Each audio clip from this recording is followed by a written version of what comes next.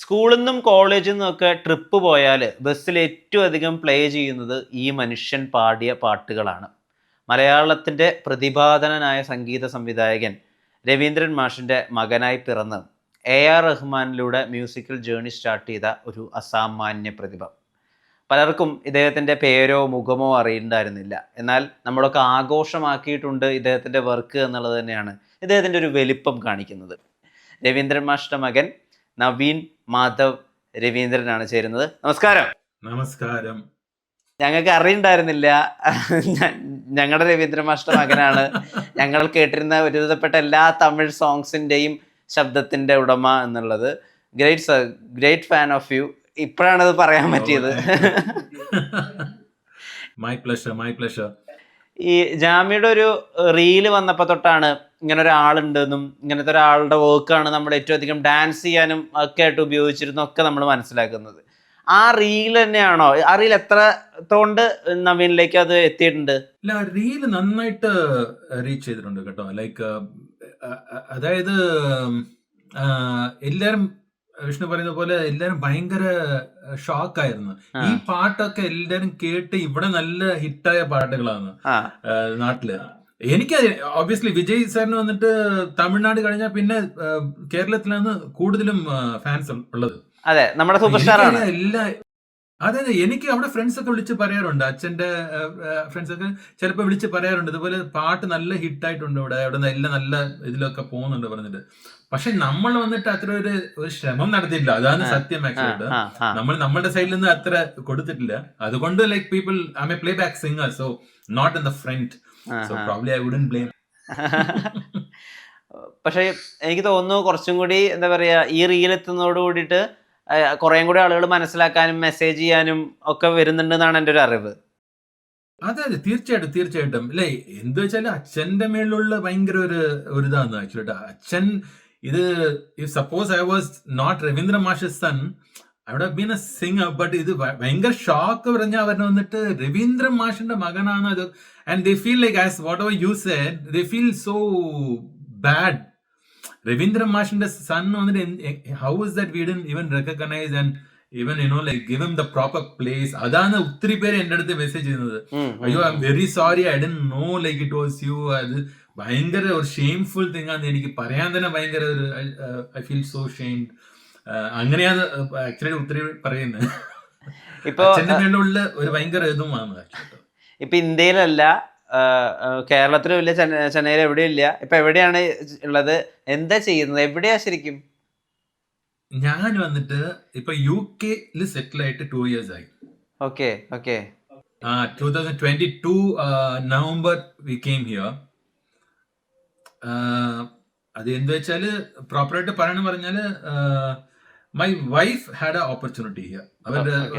She is working in MNC. Okay. So adu oru 8 years she is working there. So അവർ വന്നിട്ട് മുമ്പേ പറഞ്ഞിരുന്നു ഇതുപോലെ പല പ്രാവശ്യം ഇങ്ങനെ ഒരു ഔട്ട്സോഴ്സിന്റെ ഇത് വന്നിട്ടുണ്ട് അബ്രോഡില്. പക്ഷെ അപ്പോഴൊക്കെ വന്നിട്ട് നമ്മൾ അവിടെ നിന്ന് മാറി നിൽക്കാൻ ഒക്കത്തില്ല. എന്റെ പണി മൊത്തം അവിടെയാണല്ലോ. So recording everything happens in Chennai, നമ്മുടെ നാട്ടില്. So adu it was never an option of moving out from India. We didn't have a second thought. No ways, we cannot go. പക്ഷേ ഈ കോവിഡ് വന്നപ്പോൾ 2 years we were completely stuck at home and we started working from home. Okay. So നമ്മുടെ recording അങ്ങനെ ആയിരുന്നു. വീട്ടിൽ മൊത്തം setup ഉണ്ടാക്കി അവിടെ നിന്ന് പാടുന്നതും. So we also learned how to work from anywhere, not going to a particular place. So അങ്ങനെ ആവുമ്പോൾ ലൈക്ക് കോവിഡ് ഒക്കെ കഴിഞ്ഞിട്ട് ഈ ഓഫർ വന്നപ്പോൾ she just came up with saying UK ഒരു ഓഫർ വന്നിട്ടുണ്ട്, ലെറ്റ്സ് കൺസിഡർ. അങ്ങനെ ചോദിച്ചപ്പോൾ എനിക്കും തോന്നി വൈ നോട്ട്. ബിക്കോസ് ലൈക്ക് ഇവിടെ വന്നെങ്കിൽ ഞാൻ പറഞ്ഞ like it's not like boasting, but ഞാൻ പാടി ആക്ച്വലി അത്യാവശ്യം എല്ലാവരും പാടി. ധനുഷിന് പാടി, വിജയ് സാറിന് പാടി, അജിത്തിന് പാടി, എല്ലാവരും all the main actors have sung, main composers have sung. So now my hunt is on something else, like not as a playback singer.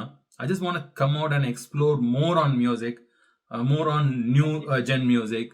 So angane that also was running in my head, Okay. So adu ipo like both together. UK is a place of music.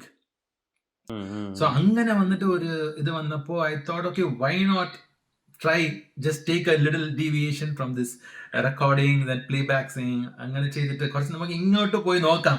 Music അല്ലേ, അത് കിടപ്പുണ്ട് ഇങ്ങനെ. So probably like that is one more thing I decided okay fine. It just took 1 month.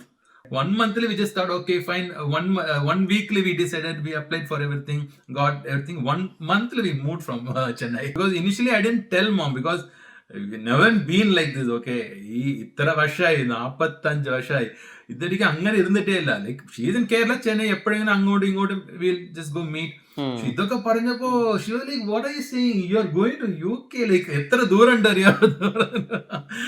Like so I said okay, I made mom was understand. അമ്മ ഇങ്ങനെയാണ് നമുക്ക് പോയ, and I have a daughter, like she is 12 years old. So അതൊക്കെ ആലോചിക്കുമ്പോ I thought okay this a right time, like the right place. അങ്ങനെ ഒരു തോന്നൽ actually, like something ഒരു ഇൻറ്റ്യൂഷൻ പോലെ. Okay why not. ഇപ്പോൾ പാട്ടുകളെ പറ്റി പറയുകയാണെങ്കിൽ ഏറ്റവും അധികം ചെയ്തിട്ടുള്ളത് അടിച്ചു പൊളി പാട്ടുകളാണ്. ആളുകൾ ഡാൻസ് ചെയ്യിപ്പിക്കുന്ന പാട്ടുകൾ.